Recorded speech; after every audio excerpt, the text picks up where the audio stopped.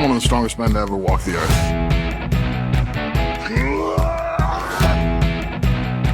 I love Caesar salad.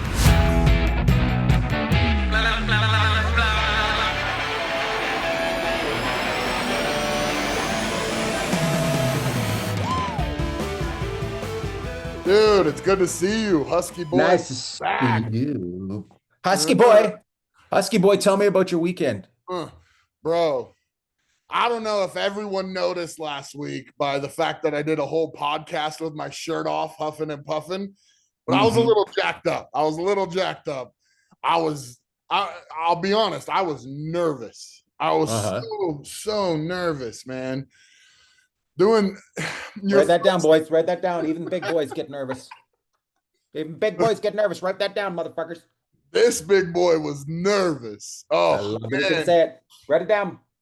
I was having your first full, like, ready, go, 100% be in front of the biggest crowd that's ever watched an arm wrestling match. That crowd was huge. And we had I don't know what the total numbers, but we were just under 70,000 pay-per-views in the moment. Nice. And that's like double any arm wrestling match that's ever Hold on done. a second. Write this down. Robert's paying for the podcast.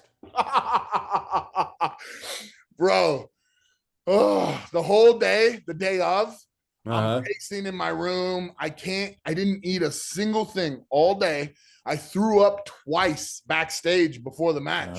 I'm like pacing and stuff. And like, the truth is that sucks in the moment, but man, afterwards, I'm like, man, it meant so much to me, you know? So you know what I love? You know what? I never call you out on it, but I let you always try to make things seem like you don't care. Cause I know that feeling. I don't care, but you do care. You do. Yeah, you do. But you say, I do. I'm just fooling around here. I can't hear.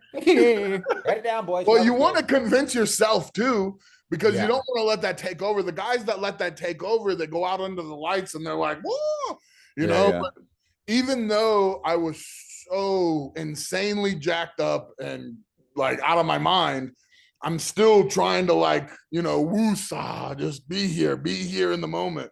Be in the moment. That's the big thing, right? Yeah. And we've talked about that too. And I was trying really hard. Went out and like, I don't know the rules of arm wrestling yet is also a thing. So like, the first three, he goes, ready, go. And I whack, slammed him. At first three, wham, wham, wham. And the ref called me for an elbow foul. And I turned around and I was like, what does that mean? And the whole crowd laughed. That's awesome. Is it where you lifted your elbow off the mat, right? You have to keep your elbow on the mat the whole time. Yeah, there's a little pad. And if your elbow comes off or comes up, it's a penalty. It didn't give me an advantage, and I only, you know, but yeah, I was super nervous, and I, as soon as it was over, I was like, oh, thank God. You know? I'd love to have done your blood pressure. Yeah, I'm walking around backstage, and I'm like, I'm gonna crush him. I'm gonna snap my arm. I'm gonna crush him. My arm's gonna break. You know, so I'm so glad to be past it. Tell everybody the final results. Well, the final result is I ended up losing 2-1. He had a really good coach, and everything he did was above board. He had a really good coach, and I had a good game plan. He's in fighting terms. Imagine if like there's a guy who's gonna fight you, and he goes to punch you. That's how Eddie does arm wrestling. He winds up. So when he wound up, I would just whack every time.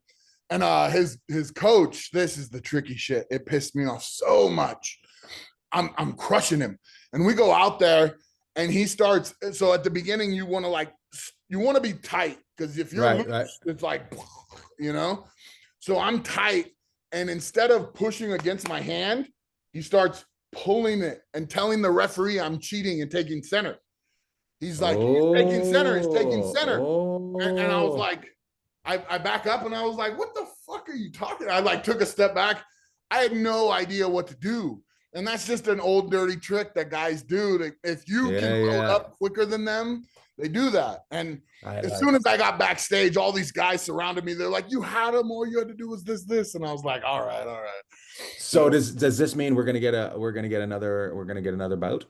Oh, I can't wait. I don't know when I'll go against that again, but I'm in. I'm so in. I already signed up under my middle name. Emmy, you gotta play right now when Robert's mocking arm wrestling last week. You gotta play that right now. Arm wrestling is for homeschooled, non-athletic people who do not have other things going in their lives. They act very serious about something that's kind of fucking stupid. And this week, I'm all in. My name is Robert Oberst, and I'm all in. I am all in. I signed up for an 800-man tournament that's in December. I'm ready. I'm gonna go to every nook and cranny. I'm gonna find all those old men with crooked arms that know all the dirty tricks, and I'm gonna let them rip my arm apart until I'm ready. Now you're gonna learn. Now you're gonna learn, huh? I love it. I love it. Freaking wait. It's so much fun, and it's like it's almost.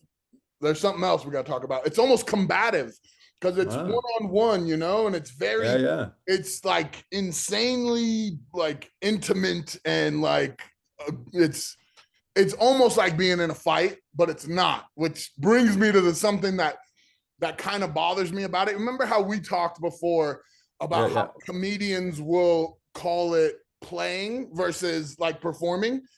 Arm wrestlers call it a fight. They call it a fight, and in my head, I'm like, bro, there's not a fight because if I punch this guy, I get disqualified, right? It's not a fight.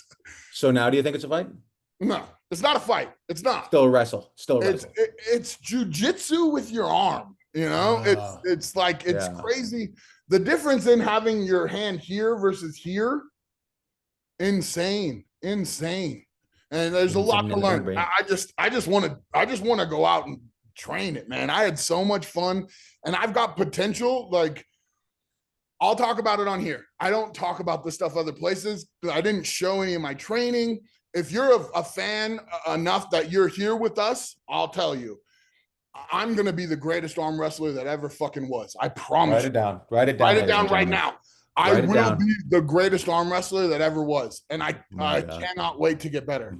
My God, things have changed since the beginning of July. I know, right? Beginning of July, you couldn't even care less. I'm just gonna lift one arm I'm gonna whack off for 14 days before I do this, and then I'm just gonna beat them. Now that you've done it, you're like, I'm addicted. Oh my God, arm wrestling's heroin for muscle guys. Yeah, well, you're either addicted or you're not. Some of those guys too, like there's guys that are good, but one of the best guys, a Canadian, and he's out of Ottawa or Saskatchewan, I can't remember. And he's not a big guy. You're way bigger than him. But he's just like, he's got the dirty old man strength right here. Yeah. He'll show up at a place, and for 5 hours, he'll let everyone pull on his arm. And then the next day he shows up and does it again. And there's all these videos. So we're in this again. I'm not saying this stuff anywhere else. Nowhere else. He takes exclusive Husky Boy exclusive. A whole bunch of freaking mushrooms before the match. And he's in the match, and like he's going against a guy my size, and he's half that size, right? Holding the guy up, talking trash, and he goes, "Where are you? I can't feel you." Like that. Bro, everyone went nuts. It was crazy. And that guy, I love it. So far above everybody else. It's insane. I love it. I love how excited you are. I love how you made new friends. I love how it was pretty equal by the sounds of it, you and Eddie, and now you're gonna take them down, and this is gonna be great. This is a new thing for the Husky Boys. I will not be doing any arm wrestling. I'm not gonna take my shirt off on this show. I'm not gonna do any arm wrestling, and I'm not gonna apologies for the whole interview last time, me huffing around with my shirt off, like you know. But the good part is that we know now we're gonna get Robert just before he does something like this, and you know it's pretty exciting. Like people like nobody else gets. You don't get other sports stars as they're going into their finals, and Rob, you got in front of the finals. So if you listen to Husky Boys, you watch Husky Boys. Thank you for being part of us. We got a big show for you this week, and this is Husky Boys Podcast. Vinnie Tortorich is our guest today. Guru to health is what I'm going to call him. I looked at his page and he gets people fit, keeps people fit. He'll talk to you about what you're doing wrong. He'll talk to you about what you're doing right. Today he's here to judge me and to help Robert. Vinny, welcome to the Oh show. no. Welcome to Hey, well, I was well, agreeing with the head nod as I realized I don't agree. So verbally I had to say. I'm like, uh, yes, yes. No, no, no, no, Vinny, thanks for dropping by, Husky Boys. My first question, tell everybody where you grew up, how this started, what your biggest struggle with food is. Three But questions right at the top. wow, yeah, I grew up in southern Louisiana on the bayou, Oh uh, man. a million years away from anything. I can't hear it in your voice at all. That's crazy. Well, yeah, that. Well, I moved to New Orleans. I went to Tulane Now you University, can. and And when he says New Orleans, yeah. yeah, I guess that's the one way that people tell where we're from. And I was there, yeah, graduated, and then ended up in Los Angeles working with comedians. One of my first clients was a comedian who Can needed you say to that? lose a lot of weight. Who What's was that? that? Who was that? Margaret Cho. Oh, Um, really? and yeah, it was weird because not weird, but kind of funny. I wrote about it. I had a best-selling book about this, and she's in the first chapter. I got a call, and this is early 90s, and I get this call from this management company, and they call me in and they say, "We understand that you're the quick weight loss guy." And I'm That's really like, funny. "Oh, okay. If you say so, what you got?" And they go, "Well, we have this comedian and we're going to make her the next Lucille Ball." These are the words they use. They said, "We're going to make her the Asian or Korean Lucille Ball." But we have a problem. She's too heavy. Hmm. And I was like, "All right, what do you want me to do?" And it's like, "Well, we're going to give you several weeks. We need you to get 30 pounds off of her." And I said that, but you can't take 30 pounds off of someone in that short of time. And kind of like in a movie, they a number was written and folded over like this and shoved over to me on the table. And I opened it up and I went, "Yeah, I can do that." That's funny. Right. Because Well, are you saying it's her management that hit you up, or is it like Paramount wants to do a big show, so they hit you up? How did that come across? that's a good question. It was the management company, they called them the gay mafia back then. It was Gallon Maury was the biggest talent agency at the time. They had Michael Jackson. And there was also Sandollar. It was Sandy Gallon and Dolly Parton. They also had, I said Michael Jackson. They had Roseanne Barr, and the Roseanne Barr show was the big. This is early 90s, right? You guys were Hmm. still babies. I mean, Robert, you weren't even born yet. I was born. But you weren't very old. And so I'm there, and they want to create the next big sitcom because sitcoms were everything back then, right? And cash, tons of cash. Oh my God, the amount of money, right, that they Hmm. were throwing around. So to answer your question, it was Disney that I think was Definitely the the gay great mafia. company. They're in the meeting. Gallon Maury, they called them the gay mafia. They ran Hollywood, and they wrote a number down and said, "You got 6 weeks." It's funny because I've seen Margaret Cho, and I didn't know she used to be big. I Oh, didn't. she was wider than she was tall. But here's the problem. It's the same thing that all comedians, the same problem they all have on the road. They're eating crap food. And back then, Margaret was doing the college circuit. So she was big with college kids. And there, you want to talk about cash on the barrelhead. The Hmm. college circuit for if you got that, that's like getting a cruise line to just keep you out there all the time. And they're eating crap. They're living in the houses, the comedy houses. I can tell you this too. To do the college circuit, that you got booked for the shows, but to keep them going, you had to go for dinner with the kids, like the kids that booked it, Yeah. and you had to, and you might be doing two shows a day. So you were eating with like 18-year-old kids, you know how they eat, twice a day, right? So yeah, so there And you I'm go. sure it's more than just eating too. You're supposed to party with the frat Yeah. bros, the You're frat sp- Oh party. yeah, Yeah. That's how you get good reviews. Yeah. it was a whole thing. So they gave me X amount of weeks, and I took the weight off of her. And they called me back in, and this is the funny part. Maybe you won't find it funny, but they called me back in and they said, "Look, she looks better. We did another screen test, but her face is still too round." And I said, "Well, you guys realize she's Korean, right?" I feel bad just hearing it. She's so pretty and she's so funny. Like she's so freaking talented. But it's not you're not the one saying it. You're the one coming in addressing what they're saying is an issue. So But here's the thing, Robert. I said, "You realize she's Korean." Everyone around the table, and this is before any wokeness went on, they were like, "We want the record to show that we didn't call her Korean. That was Mr. Tortorich's words." And I'm like, "Mr. Tortorich? Who in the fuck calls me?" you're in Mr. deposition. Holy shit, my dad's here. My dad's here. Yeah. So I'm like, and Your dad, all of our dads would say worse things than that, I'm sure. yeah, back then. And by the way, what's wrong with saying that Korean people have rounder faces? I mean, these are facts, right? It's kind of like Ian's joke when he talks about getting tased in the balls, and he says the black guy's cock is over here. It's, what are we doing? So they took the piece of paper. Where's my piece of paper? They slid me another number, and they said you got 4 weeks or something like that. To just focus on the face. No, You got 4 weeks to turn her Vietnamese. Yeah, make her Italian in 4 weeks. And I'm like, okay. All in all, I took somewhere between 55 and 60 pounds off of a short Korean woman. And then my That's career took off insane. because they shot the pilot. She's on David Letterman. She's on Leno. She's on Dog Pound guy. What was his name? Arsenio. Arsenio. She's on every late night show, and they're going, "How did you lose so much weight?" And my name is thrown out on all of these national shows. This is back when those shows had big time followings and ratings, right?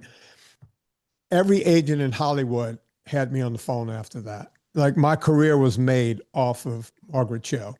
Wow. That's impressive. And Yeah. she's kept it off too. Like she looks good. I mean, she did a special when she was pregnant, right? No, I think you're I thinking don't of think she's ever been Wong. pregnant. No, No, that's she- Ali Wong. That's Ali Wong. Ali yeah. Wong. Oh, Yeah. then I don't know. I don't know who we're talking about then. I don't No, know. That's my father. That's my father up there, Robert, getting his Asians confused. Dude, Now I'm saying all the racist shit. why don't you just say they can't drive, and then we could just cover Yeah. the whole show? I mean, Oh no. I'd like the record to show that was Vinnie who said that. Tortorich said they can't drive. Yeah, listen, they know they can't drive. The bottom line is, They don't want to drive. they were smart enough to create driveless cars. Yeah. Cars. But yeah, that's how the whole thing started. Then I moved on to Bill Engvall before he was Bill Engvall. Mm-hmm. And I just kind of kept going with comedians. Famously, I'm been friends with Howie Mandel for years and kept him going. So here we are. Now I'm with the second most famous Canadian comedian, trying to get him to lose weight. Who's that? Ian Bagg, that would be you. Mr. Bag, Monsieur. Right behind Howie Mandel. Take that, Tom Green, you son of a bitch. And Yeah. nobody. Yeah. I love it. Thomas on my lips was a good one. He's very fun. So you do this, but how do you learn to get people to like what knowledge do you go to college and you follow sports medicine? What are you up to? Yeah, I went to school on a football scholarship, so I wasn't skinny and scrawny like I am now. I used to be like into what Robert does, just strongman stuff. Oh, I thought you were gonna say anal. Yeah, that too. College, bro. College, dog. Yeah. You gotta explore. You gotta get the comedian in town to do something. Love it. Hey, Vinny, if you're set up and you're like, so you've got all this knowledge, it's also obviously about motivation. It's about getting the commitment. And a lot of times that's probably not easy, but a hair easier for you because the people you work with know what's riding on it. But that's exactly right. so not that doesn't always mean it's easy. But my question, and this is kind of like a little selfish, like I'm asking you to give away a little bit of the recipe here, but for like a husky boy out there who's like, I've got this thing, this wedding, I'm gonna do this, I'm gonna do this thing or this photo, these things gonna happen, and it's 4-6 weeks. What's something that's like small, and like give up sugar sodas or whatever, the few things that someone can do that in that short of time they can see kind of the result that'll make them feel like they're on the path towards getting better? You just said it. It's, sodas, sweet drinks are up there. Yeah. My big secret in Hollywood that I didn't give away until I wrote the book was, basically the Atkins diet. And I learned it while I was in school. My degree is in exercise physiology and nutrition from one of the biggest medical schools in the country, Tulane University. And nice. You played football at Tulane? Yeah. Monster, man. What position? I was a middle linebacker. I weighed about 225, maybe 230 at the time. I was a natty. I was always natty. I never took drugs, and I was able to bench press 400 pounds, squatted over 500. You're a monster. I didn't want to interrupt the answer to the question, but middle linebackers are monsters. So go ahead. Yeah, you and I can have conversations all day long about strongman stuff because I've been a strongman nerd since I was a kid. Awesome. But to answer your question, I learned in college that fat was the body's preferred energy source, right? So if you want to lose weight, you cut out alcohol, you cut out sugary drinks. And if you really want to lose weight, if you want to get shredded, right? Look at what guys do in Gold's Gym right before competition. They all go into ketosis. They quit eating everything except protein, which is the wrong approach. If they ate more fat, they would feel better going into that whole thing. You guys, you and Eddie and Brian and all, you guys don't have to worry about being fat, right? Right. You can have a gut. You just have to have enough glycogen running through the oversized muscles to get the lift up. Right. Yeah. It's so like the common thing right now for strongman is almost opposite of that. Like where you get guys towards the end, it's like carbs, little bit of protein. And that's even changed back and forth. And then like, depending on what like country they're from, for some reason, like the Eastern European guys, they're much less on the carbs, and you can see it. Like if you look at a lot of those guys, they look like bodybuilders, but they're strong as hell. So, for me, carbs had to be the fuel, even though it set me back when I retired. But it's kind of a lazy man way to do it. And I remember watching Eddie talk about all the shit he had to eat every day. I saw a video of his wife trying to feed him. Disgusting. And it's, you get tired of eating. Look, whenever Mr. Gorbachev tore down that wall back in the 80s, we learned a lot about the Eastern Bloc countries. I've always been a big fan of Louis Simmons, and he even followed some of their approach with getting strong, right? Where you have to have those 85% days. You can't go 100%. He noticed his athletes were getting hurt all the time. He had some of the strongest dudes in the world, and they were getting hurt. And he figured out, wait, we can't go to the bank every time. We have to cut it back. And the lazy man way to do it is to get those sugars really high, because sugar will get, you get that short burst of energy, but you also put on gobs of weight that you don't have to put on. And your industry thinks that that's the way to do it, right? Yeah. Well, it's worked. So like, I think the most meticulous, focused strongman of the last 20 years is Brian Shaw. Yeah. And Brian Shaw, like you'll see him, he definitely doesn't cut back on the protein, but yeah, it's a big carb meal. But it's also, Brian is, he probably graduated high school at 220. and I was at 460. I graduated high school, I was 375. Wow. The other day, I weighed myself, I was 371. So I'm 4 pounds less and a lot less baby fat, even though you can't tell right now. Well, are you trying to come down, or are you still trying to do competitions? Where are we, Robert? So what I'm doing now is I'm totally I'm an arm wrestler, which is funny for the listeners. Like last week, I was like, whatever, it's cool. Last week, it was not an arm wrestler. I was Last week, not. he was a strong man that made fun of arm wrestling. Dress on, so that you couldn't have won, right? No, I had 4 months to learn arm wrestling. Yeah, 4.5. And Ed's been doing it for about 1.5 years, 2 years. So I started off just cracking him. I punked him 3 in a row. Yeah. I got an elbow foul, and then he started some tricky shit that I didn't know how to deal with. So what happened is like I would get big shocks down my arm, and I was like, well, I can fight this a little more and snap it. I'd rather go home and learn. And in strongman, I would bury myself and let it hurt.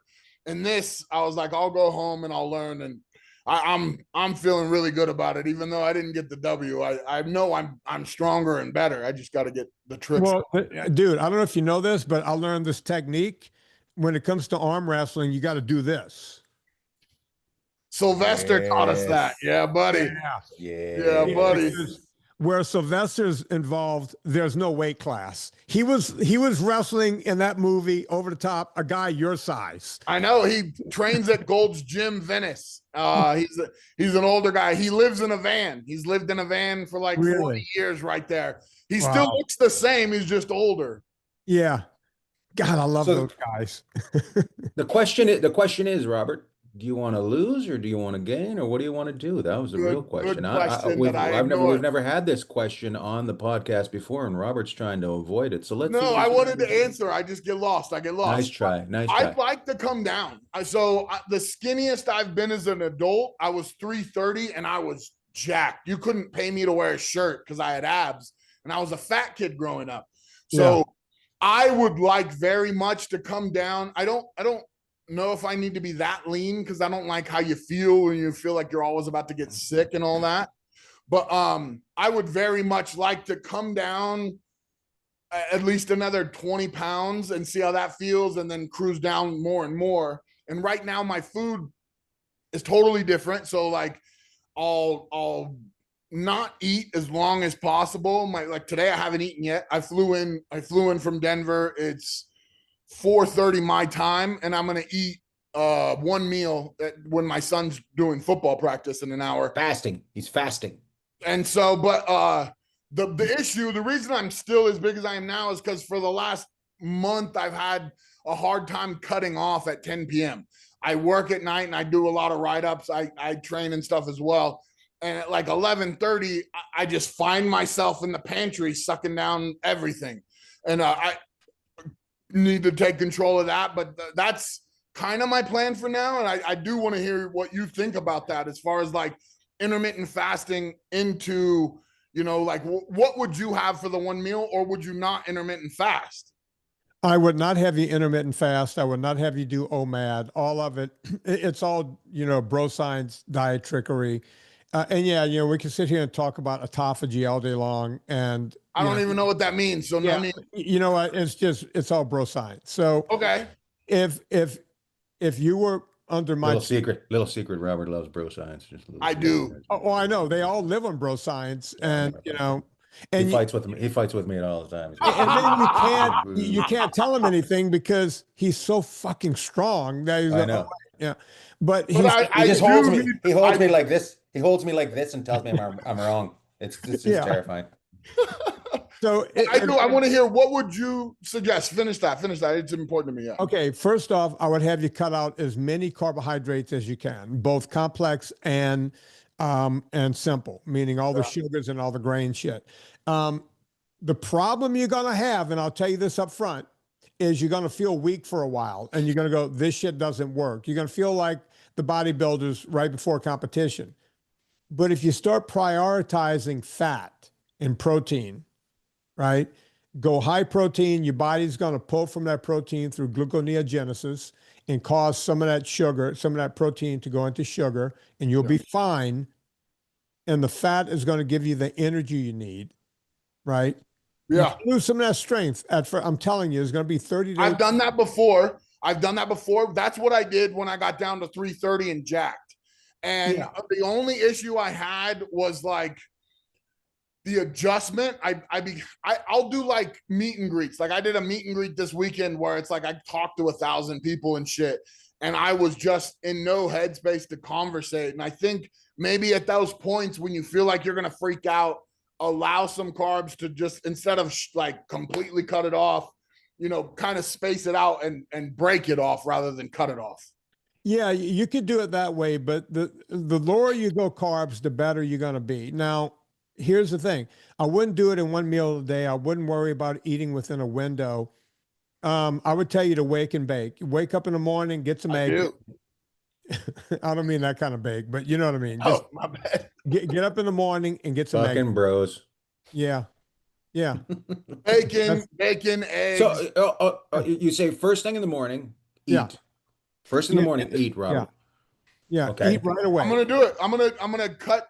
I mean, What about feasible to go zero? Like, I I have 2 meals of rice and all that stuff, and I eat like an asshole at night with carbs. So is it feasible to just say zero, or like, because it felt like I was gonna go crazy last time I did that. Right. Yeah. It's going to feel bad for about 8 or 10 days. And then you come out the other side. You might even feel like a feverish, like, oh my God, I feel like complete shit. This isn't working. Yeah. And it's usually when guys, athletes like yourself go, well, fuck, I can't do this. Right. Yeah. That's when you have to fight through it. I had to fight through it because look, when we were playing football, everything is about quick energy. Get that sugar in you, go. Right. When you're lifting heavy, get that sugar in you and go.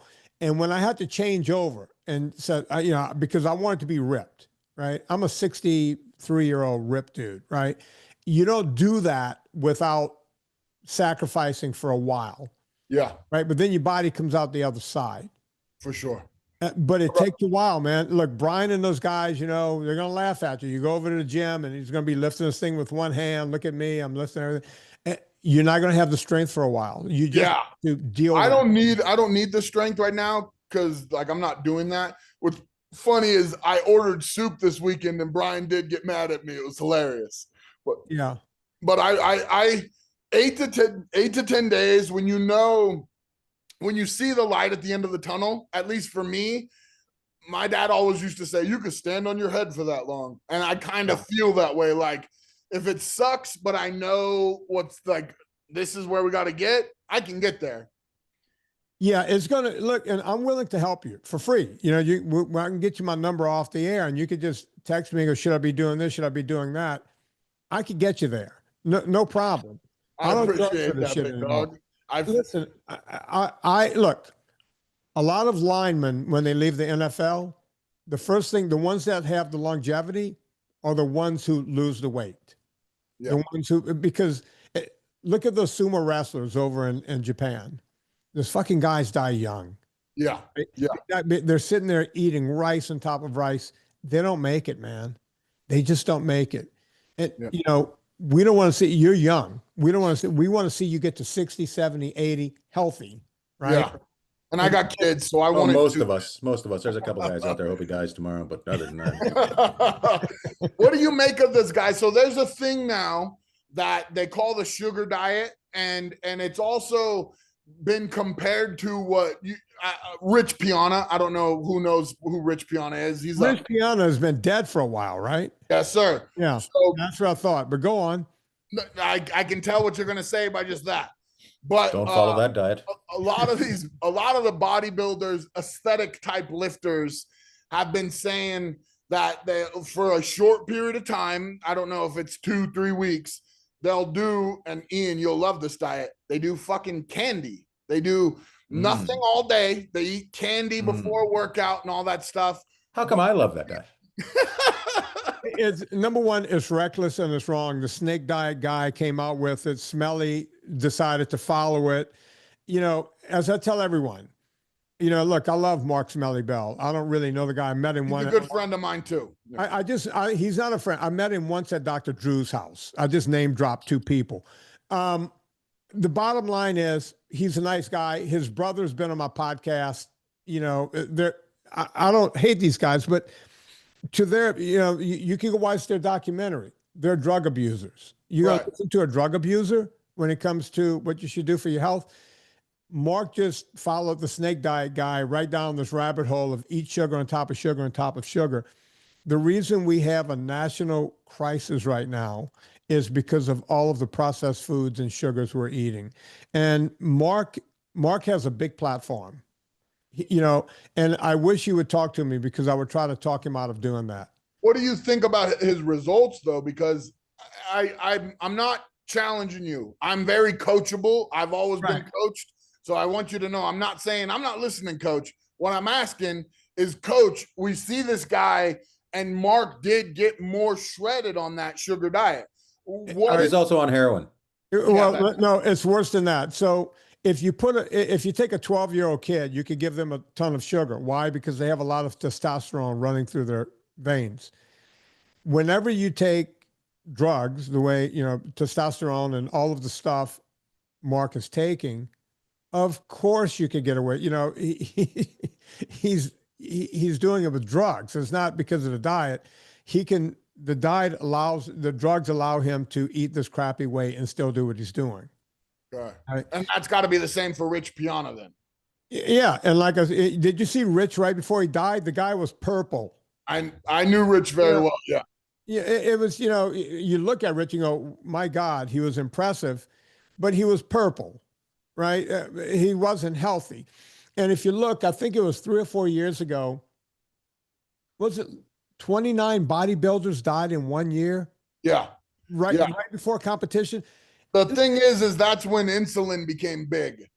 So I know we're getting in the weeds here, and I'm loving it. I became a listener to this podcast about 10 minutes ago. I'm just like, sit back, Ian. Insulin popped off, and then all of a sudden everybody's on insulin, and then you see guys dying, guys that were in their early 20s.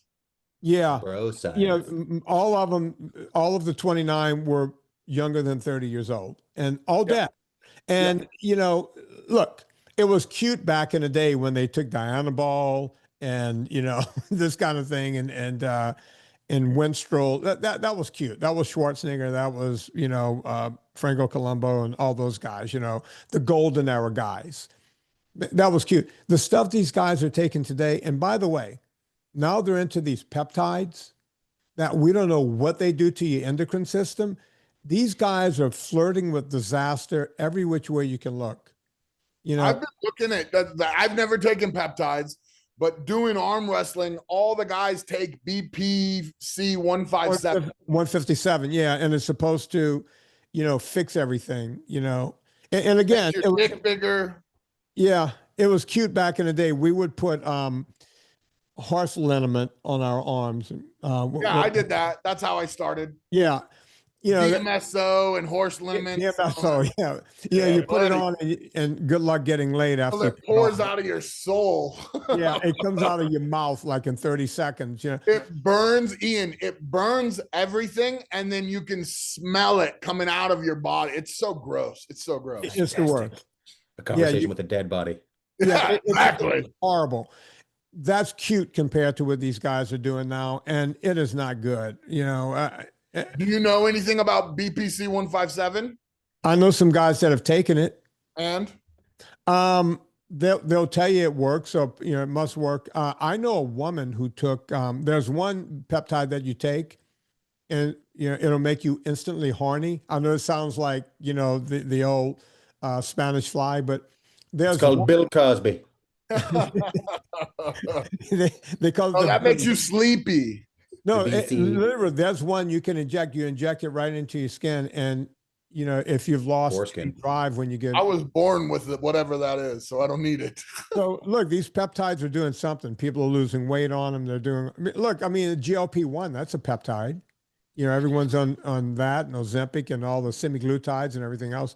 That's form of peptides. And look, well, they're saying like the way that I hear from people too, like in the industry, I've worked with big name nutritionists and stuff, people that work in Hollywood and people that work in strength. And across the board, everyone's saying that these are these new refined, way better drugs that are safer and all this different stuff because of the way that we've progressed and learned how to do it. Now, I kind of want like a clear, like, do you have a strong enough opinion that you can say you disagree with that, or like you have, how do you feel, like in a nutshell? Yeah, I disagree with it because we're playing with fire right now with a lot of these peptides.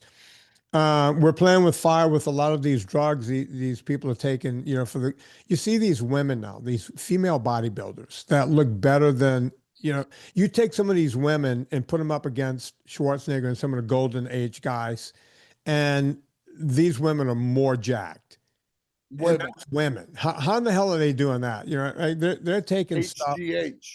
Oh, they're going beyond HGH. Well, that's how you get the structure. You can always tell, like the people that look like Ninja Turtles, that's how I say, and they've got that belly, like that's HGH. But like, I think women passed Arnold in the 90s. I knew when I first got in, I remember going to an expo and there'd be a lady that walked up with a deeper voice than mine, bigger shoulders, So it's that stuff's been around for a while. Yeah. One sec, Vin. Your camera's lost focus. Let's get your camera to refocus. I'm not pretty. It doesn't matter. I don't have to. You're gorgeous. We're gorgeous. And we want to.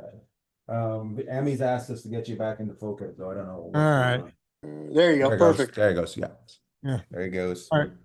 He's very talented. Ask again. I don't remember what I asked.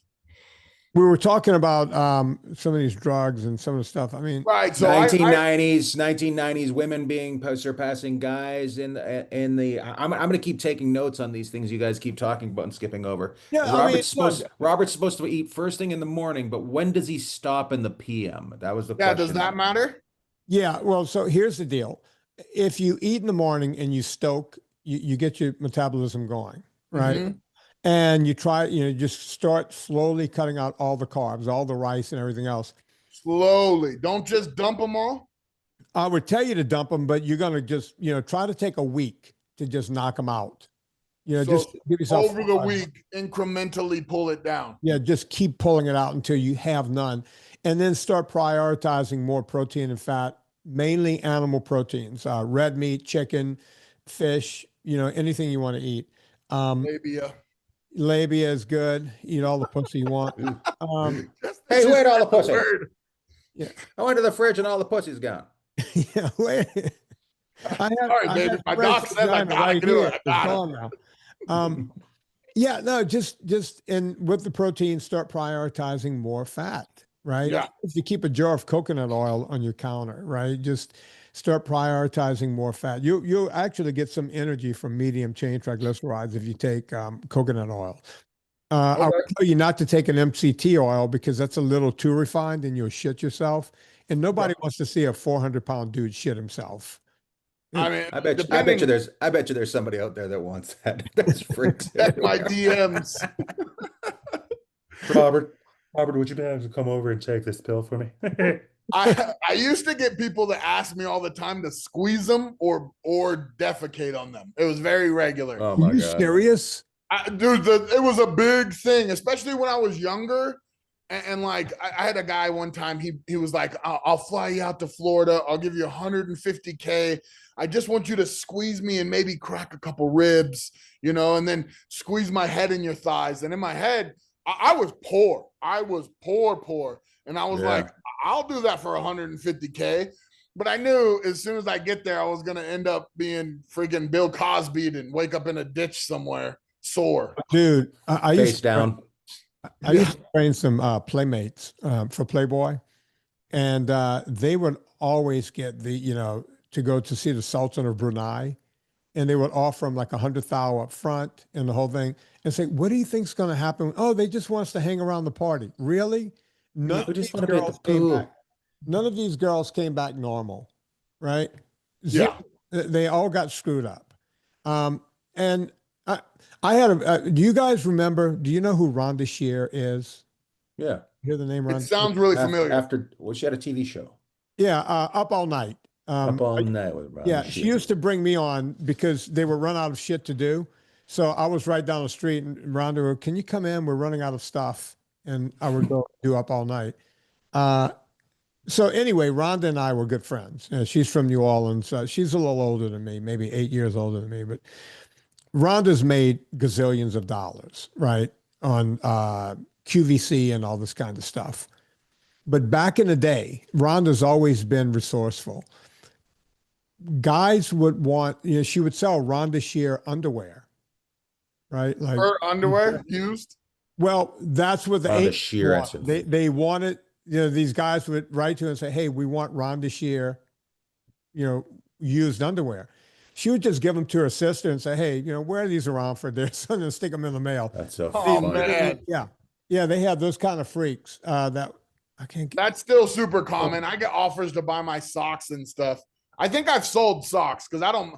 Honestly, none of that stuff creeps me out. Like I grew up around weird shit, so to me, it doesn't. That's not as long as they don't. If someone ever says the thing about my kids, I get crazy. Here's the thing, Robert. When you talk, there's two different types of. You gotta have the Rhonda Shear attitude.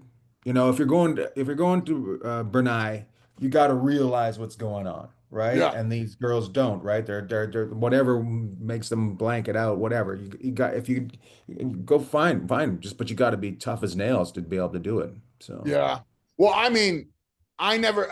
That's the other thing too. Is like a playmate, or today it happens to OnlyFans girls a lot. When you're a woman and you're in a foreign country, you really feel helpless. I'm a big monster, and when I was in Dubai, I really felt like man, I really don't have control of stuff. Like when you're in China, it feels that way too. I can only imagine how terrified they are once that moment comes. So I'm in a different boat. I always feel like I'm in control. Yeah, so back up. When is he supposed to stop? When are we supposed to stop eating? Stop somewhere around 7 or 8 o'clock. That's why you want to make sure you eat enough, so that when you get to 10 o'clock, you're not going, okay, what else is there, right? Yeah. And for those times when you think, oh, I got to eat something, have a really good yogurt or something, plain, not any kind of flavor. Yeah. That's what I've switched to plain yogurt. That's Greek yogurt. Just a couple of scoops of something that'll get you by. Don't start getting into nuts and all that kind of stuff, because nuts become carby if you just, your body will start grabbing onto them. Really? You need to break the carb train, period. Okay.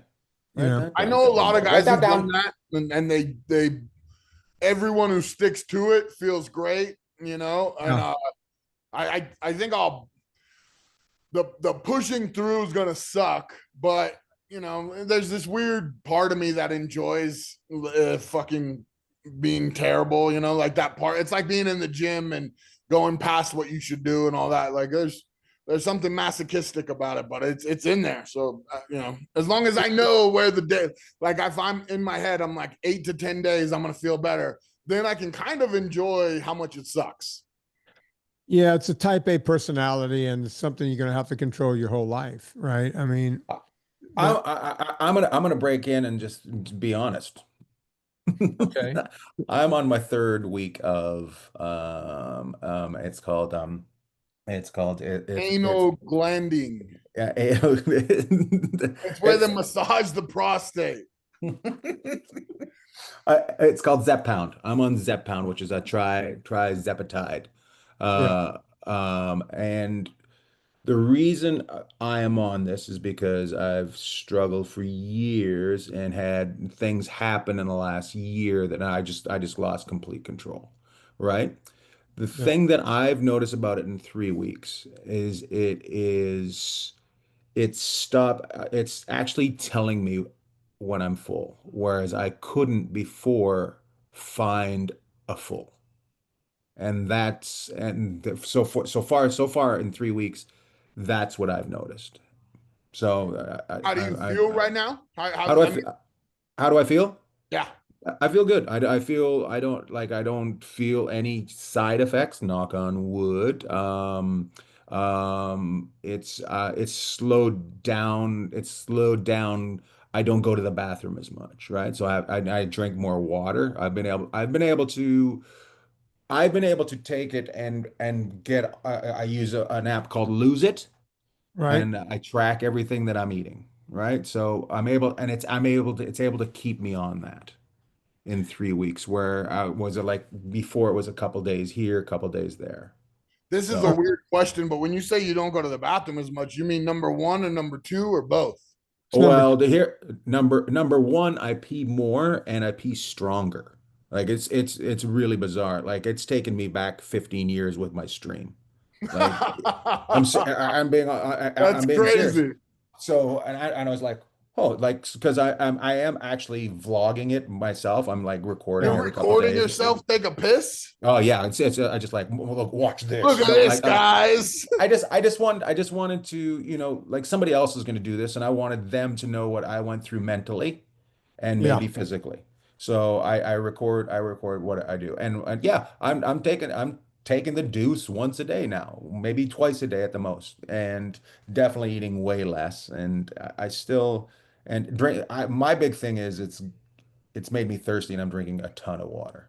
But I've drank water before and never pissed like this before. So, So basically, it's your body releasing a lot of, the cells are shrinking and you're losing a lot of your water weight. So, here's how it works. Whenever you take any of the GLP-1s or the semaglutides, or Zepbound is, I think, a semaglutide, if I'm not mhm, mistaken, they yes, all work similarly, where they slow down digestion so you feel full longer.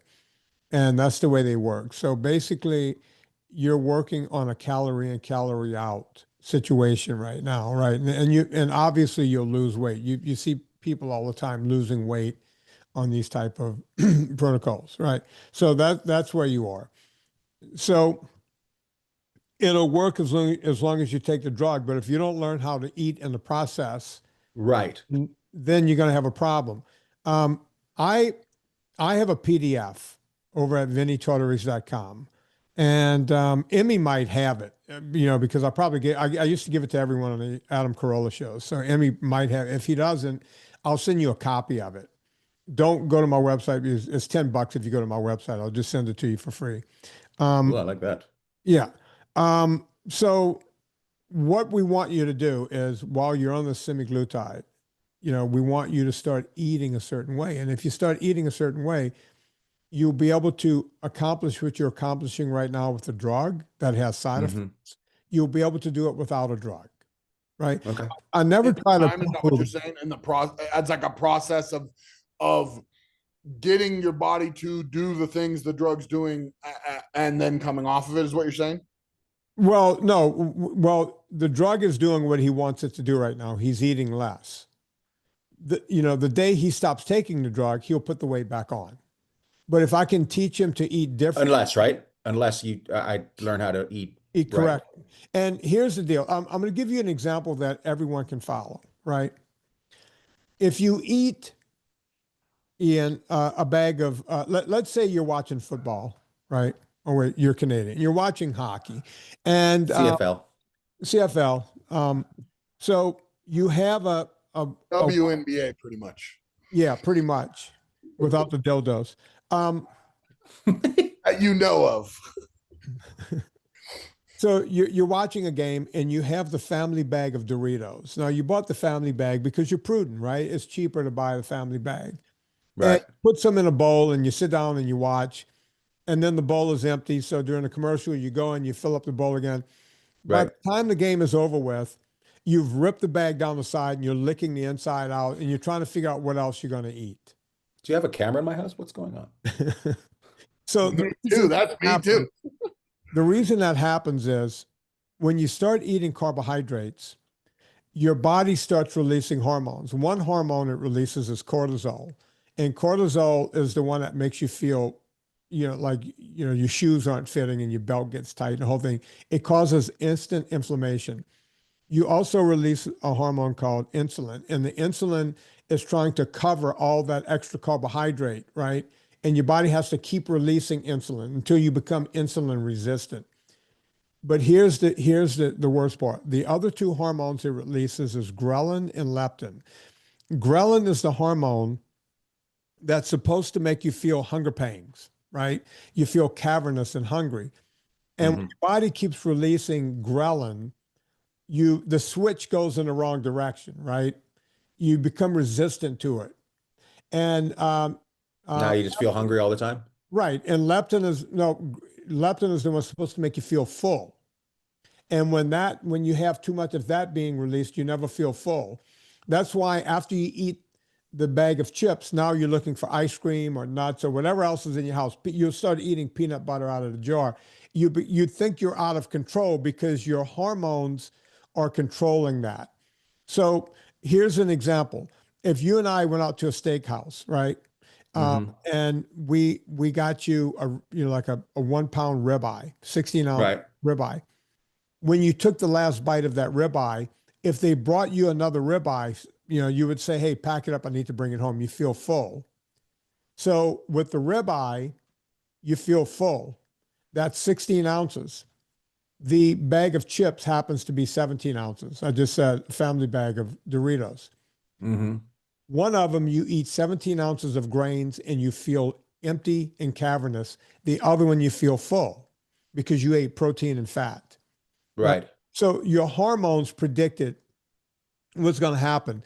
Hormones predict everything. It would be like going to your wife the day before she started a period and said, honey, I want you to concentrate really hard this month and not have a period.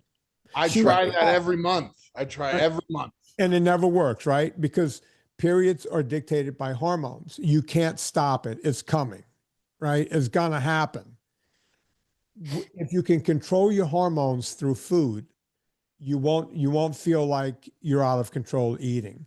And by just eating protein and fat, those two macronutrients, and you cut out the third macronutrient, you're going to beat this thing and you won't need the drug anymore.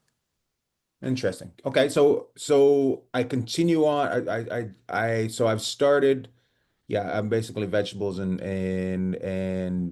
protein, right? But add some fat to it, right? Yeah. So make sure the fat's going in. By just getting a fattier cut of meat is what he's saying, rather than also starting. I'm like Robert. I push things off in the morning. I don't. But I've been trying to because I was told that you should eat something before you go to the gym. The other thing, what do you feel about protein drinks? Not a fan, because you're taking a bastardized food. Now, for people like Robert and those guys that are, they have to feed their muscles because they're doing an incredible amount of work.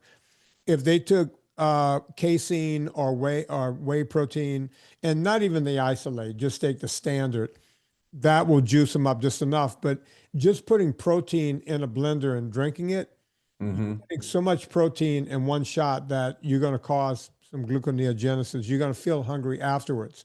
Now, if you had that protein drink without any fruit or anything else in it to sweeten it up, you just drank the whey protein, but you had something like butter in there or coconut oil or something else.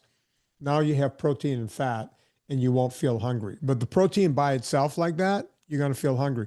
Is peanut butter a good thing to throw in it, or is that got too much carbs? Did you say peanut butter? I'm asking. Yeah. You said coconut oil or fats, but is peanut butter a good substitute too, or is it peanut high butter? carb? No, it gets high in carbs, right? So any nut butter, there's some nut butters you can have, but they're sunflower butter. Things like they make macadamia nut butter is super expensive. I mean, no one can afford it. I mean, so why mess around with it? So I would stay away from nut butters if I were. Would you? How about yogurt? With the protein high fat yogurt. Never use non-fat yogurt. So never, huh? Yeah. What about throwing honey in there? Because I know we want to stay away from carbs and sugars, but is substituting like honey for stuff like, no, you stay away from all honey, agave, coconut sugar, all of it.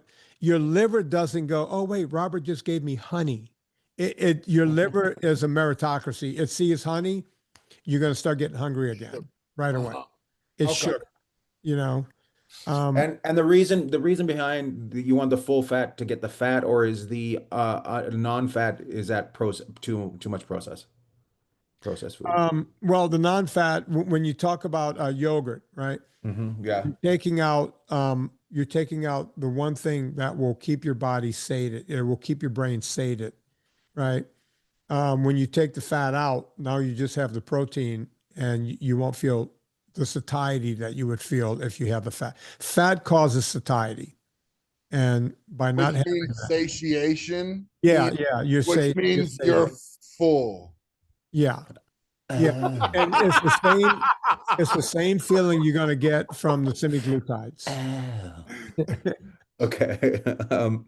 All right. That's awesome, man. I appreciate all that too, because that all is like, it's direct for us, but I guarantee you a lot of people that listen to us are similar to us as well. And like, Yeah. that's a lot of succinct information right there. People can reach you at Vinnie Tortorich on all your social medias. Which social media do you like them to reach out to you the most? I pay attention most to X because a lot of once I became kind of popular, Meta decided that I should be, shadow banned. YouTube decided I should be shadow banned. I was Which taking, is funny because you're anti-bro science. yeah, yeah, bro science is on there, no problem. Me, well, I had a documentary that got pretty famous, and once you get too big, and the food companies see what you're doing, they will do whatever they can to make you go away. And that's the one that's available now on Amazon Prime. Well, I have four. The first one, the one that did the best, the one that everyone still watches on airplanes around the world, is called Fat, a Documentary.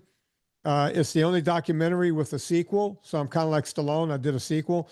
Nice. We have Fat, a Documentary 2. And then after that, I did Beyond Impossible. That's when I started getting shadow banned. You start banning. Can I rename your second one? No, could you should have put Fat you should have is back. No, you should have called it Fat and then double I as in two, and so it was Fatty. Sorry, to interrupt. No, No. we thought of a few different things, and you say, you know what, you don't want to piss people off. So Right. yeah, by the time I did the third documentary and it became popular, it was called Beyond Impossible, where I went after fake meat, Beyond Meat and Impossible Burgers. That's when they just went, the food industry came down on me. They talked to their friends over at Meta. I just, like I said, my Wikipedia went away. Yeah. Mhm. And Well, once you get into the Beyond Meat stuff, you're talking about tech people own that. oh stuff. yeah, That's what it is. And yeah, I totally understand what you're saying. I wanted to personally say thank you for coming on. Like I've learned a lot, and that's coming from someone who's talked about this for the last Fucking 20 years. bro science to the max. Yeah. yeah, and like I get it. I watch him. I see him on the internet with his cool friends, pretending he hates the guy over in England. Hanging out with Brian Shaw. Yeah. I don't think we could. I think we basically put a touch, like a needle, on a huge piece of land today. We didn't really get through things. Like your information is so good, especially both of us being Husky boys. Robert Furco, like he's massive, and I'm a big boy as well. But Robert's in that muscle world, and I'm just a big guy. So learning from you. Would love to have you come on again and I maybe have 10 just questions kind of I didn't get discuss to. it. Yeah. Listen, I've been on Corolla's show. I think, Emmy, you can help me with. I think it's been over 100 times, according to that, and the questions still come. So you're welcome to have me on 99 more times. We have to space it out. Yeah, he spaced it out too, but yeah. My God, I'd have you on every week if we could, like just to discuss what we ate that week, just to see what your thoughts are on it. Dude, look, we could do that whenever you want to have me on. We don't have to make it an hour-long thing. We could just make it, 15 minutes and just gut it out. or whenever I want to be your white Margaret Cho. I want to have a tiny little body with a huge face. Yeah. Get some. Yeah, we can do that. We can make you the white Margaret Cho. By the way, I'm a big Margaret Cho fan, and also She's a sweetheart. Even though I don't know the guy, I like Mark Bell and what he's done. I love when these guys are out there promoting health and fitness, and he's done a lot for the community. But sometimes they jump on the wrong bandwagon, and I have to call a spade a spade. That's good. I appreciate that, even though he's my buddy. I've known him for a long time, but he would want to hear you say that too. Oh, I would go on the show and we can discuss it. I go on vegan shows. Like I said, I had his brother Chris on my show. I would love to talk it out with those guys. So if you want to talk to him, I have, tell everybody your podcast so they can find it, because it's on VinnieTortorich.com, right? Yeah, and that's hard to remember. It's the Fitness Confidential podcast. We have close to 3,000 episodes. We've been doing it for 12 years. And so you can find me there. I do 3 shows a week. As a matter of fact, when I get off of this, I'm getting ready to go into my own show. So yeah. Is it when you do your own show? Is it just you? Do you bring guests on? Are you coaching somebody? What are you all about?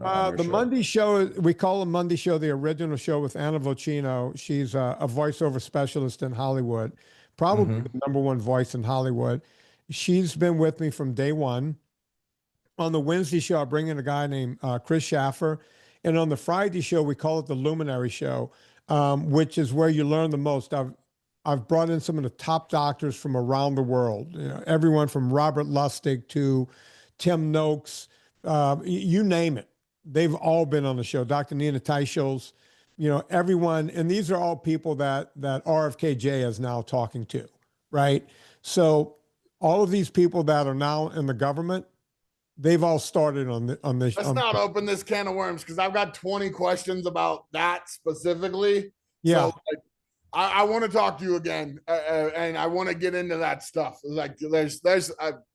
I got a few good questions, but the big thing is he's here. He's telling us how to get healthy. Vinny's here. He's telling us how to get healthy. Robert's announced his love for arm wrestling, how he's going to be the champion of the world. And I would like to announce that Morgan Wallen is my arch nemesis after this weekend. So Morgan Wallen? Oh, we're gonna find him. I'm gonna rename him everything. It's fantastic. We really appreciate you coming on, Vinny. We'd have you on the show anytime. I'm gonna get that PDF and follow it, just so I can help me, find.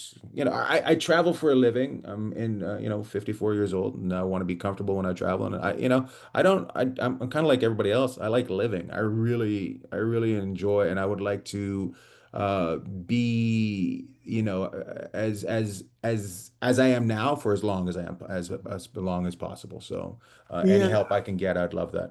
I don't think you've actually hit your stride yet. I've been watching you for a while.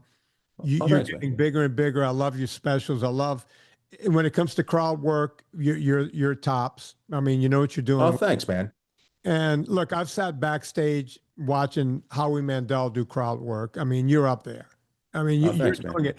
You're going to be doing arenas, and you're going to be living for a long time. So we need to get you in shape, right? I love that attitude, and thank you so much for saying that. So anything you can help me with, I'd love it. Yeah, no, I love doing this. And Emmy, I'm going to text you. I'm going to get you on with my guy, Chris. We're going to send you guys a copy of the PDF. Give one to Robert, give one to Ian, and we're going to get you guys rocking and rolling, bro. I got this. I love it. I can't wait to have you back on, brother. Thank you. Cool. Thanks so much. We'll see you all next week. Thanks, Vinny.